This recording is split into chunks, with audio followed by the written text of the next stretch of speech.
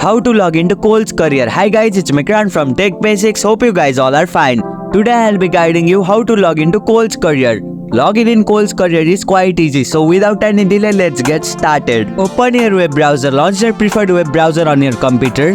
Visit KOHL'S Career, type KOHL'S Career, login into the address bar of your web browser and press enter.